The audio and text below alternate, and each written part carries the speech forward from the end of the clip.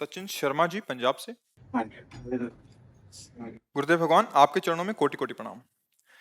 गुरुदेव, अन्य युगों में कई तरह के चमत्कार होते थे। अपने शरीर का आकार बदल लिया जाता था, कभी भी कोई गायब हो नहीं जाता कि था। ऋषि महात्मा अन्य युगों में चमत्कार सबके नहीं होते थे। जो उस प्रकार की सिद्धि प्राप्त करते थे उनको होते थे।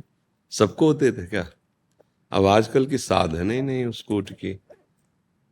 नहीं, पहले जैसे सुनते थे कि ऋषियों के पास उनके मार्ग भ्रष्ट करने के लिए अप्सराएं भेजी जाती थी। सुना है आपने?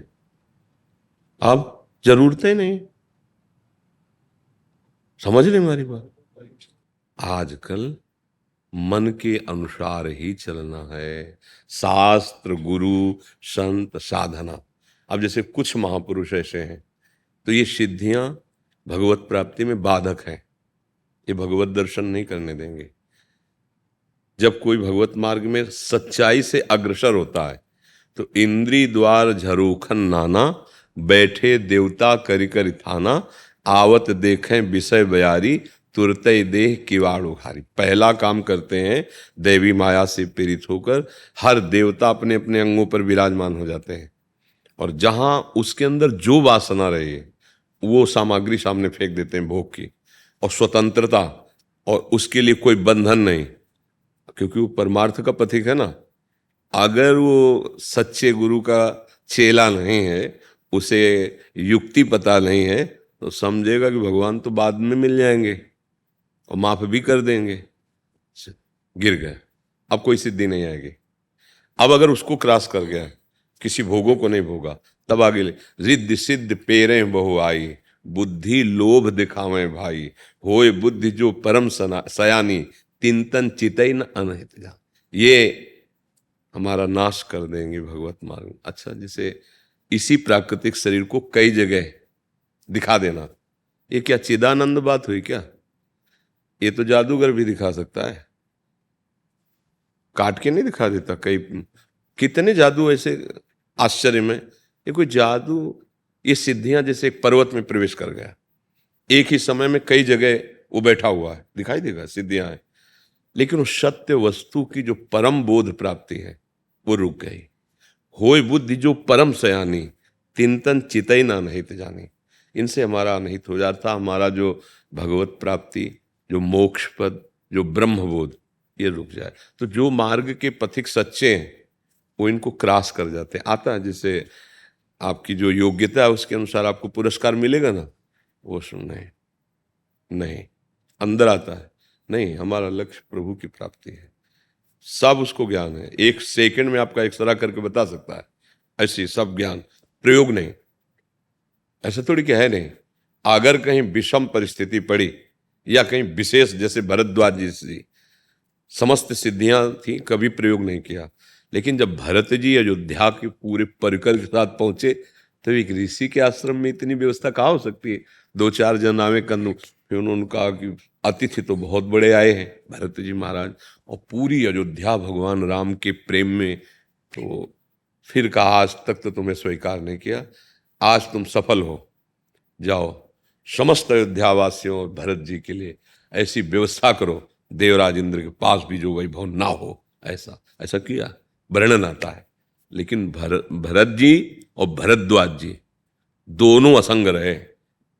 ना भरत जी ने किसी सिद्धि के सुख को स्वीकार किया और ना भरद्वाज जी ने। अयोध्या वासियों की ये दशा थी। अब चूंकि महामहिम सिद्धियां है, ये दशा थी कि कभी इधर ललचा जाता मन, तो कभी भगवान के वियोग में हाराम करके रोने लगते थे। लेकिन भरत जी और भरद्वाज जी, तो ये जो जैसे बहुत सी सिद्धियां होती छोटी मोटी ऐसी, भगवत प्राप्ति बड़ा लक्ष्य। जो भूमा सुख का अधिकारी बनना चाहता है वो अल्प सुख का त्यागी होता है। ये सिद्धियां भी तो अल्प सुख प्रदान करने वाली है। जो आगे बढ़ता है तो फिर अणिमा, महिमा, गरिमा, लघिमा, ये सिद्धियां भगवत प्रदत्त होती हैं। ना चाहते हुए भी उसका वैभव, उसका तेज, उसका यश, उसका प्रकाश वो चाह नहीं रहा, वो अपने आप होता है, अपने आप हो रहा है। जैसे पुष्प में सुगंध आ जाती है तो भौरे अपने आप आ जाते हैं, वहां कोई चिट्ठी या कार्ड थोड़ी भेजा जाता है। वो भागवतिक होता है, उसकी स्वेच्छा नहीं होती है। अगर स्वेच्छा से सिद्धियों को स्वीकार कर ले तो उसका भगवत मार्ग रुक जाएगा। आप समझ पा रहे?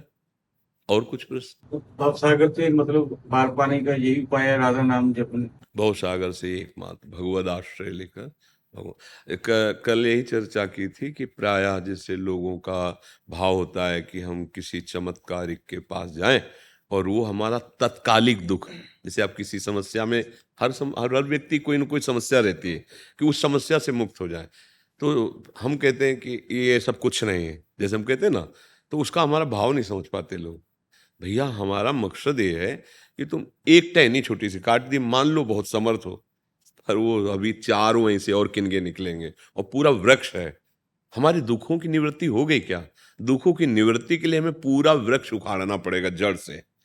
भव रोग की अचूक औषधि मामे वे प्रपद्यन्ते माया में ताम तरन्ति ते। नाम लेत भव सिंधु सुखाही करो विचार सुजन मन माही। अय सुजन, मन में विचार करो, भगवान नाम लेते लेते सारे पाप नष्ट हो गए और भव समुद्र सूख गया, आवागमन से मुक्त हो गए निरंतर नाम जपने से।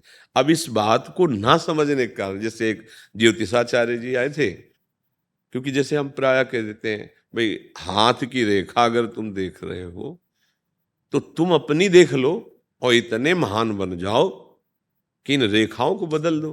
बदल सकते हो आप, क्योंकि मनुष्य जन्म मिला है। अब हमारी सत बात को ना समझने के कारण उनको लगा कि ये तो ज्योतिषाचार्यों की निंदा हो गई। नहीं, ज्योतिष शास्त्र सत्य है, ज्योतिष शास्त्र सत्य है, लेकिन वो क्या बताता है? तुम्हारे किए हुए कर्मों की रचना को, और हम क्या बताते हैं? तुम्हारे किए हुए कर्मों की रचना को मिटाने के लिए, नए भाग्य की रचना के लिए। हम पशु नहीं हैं कि उन्हीं भोगों को भोगते हुए मर जाएं। हम नए भाग्य की रचना करेंगे। किससे? राधा राधा राधा राधा।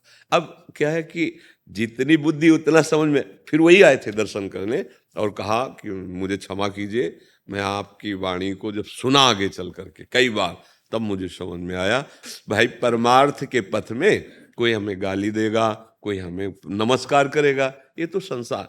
अभी कड़वा नहीं लगेगा? वही पत्नी पुत्र परिवार, इसी में फंसे हो, पूरा जीवन नष्ट कर रहे हो। ये मरण धर्मा शरीर कभी भी 1 मिनट में छूट जाएगा। ये राधा राधा बोल, सब में भगवान की भावना कर। अब ये बात ना आगे वाली नहीं समझी, पीछे वाले बाबा तो ये संतों के पास जाए, अपना आग्रह दुराग्रह छोड़कर वो जो कह रहे हैं बड़ी सूक्ष्मता से समझे तो बात समझ में आ जाएगी। अच्छा, अब हमारे पास आए किस लिए हो? कुछ अध्यात्म की बात तो सुनने आए हो। अच्छे आचरण अगर करो, जीवन में किसी से आशीर्वाद मांगने की जरूरत नहीं है। पक्की बात कह रहा हूं। वही हम आपको, सत्य वचन सुनने में अब रुचि कम रह गई है। अगर सत शास्त्रों की वार्ता, सत्य वार्ता सुनोगे तो ऐसा नहीं, कलयुग वहां है जहां उसके आचरण है। शराब पीना, मांस खाना, व्यभिचार करना, परिस्त्री गमन करना, हिंसा करना और स्वर्ण चोरी। अगर ये 5 में एक भी है तो कलयुग है, और अगर ये नहीं है तो नहीं है। अब बोलो यहाँ क्या कलयुग है? अपने लोग सब बैठे हैं, क्या कलयुग है? क्योंकि भगवत चर्चा हो रही, साधु समागम हो रहा है। यही तो हर समय हो सकता है। अगर हम नाम जप करो, अच्छे आचरण करो, व्यसन छोड़ दो, तो कलयुग का कोई प्रभाव नहीं पड़ेगा।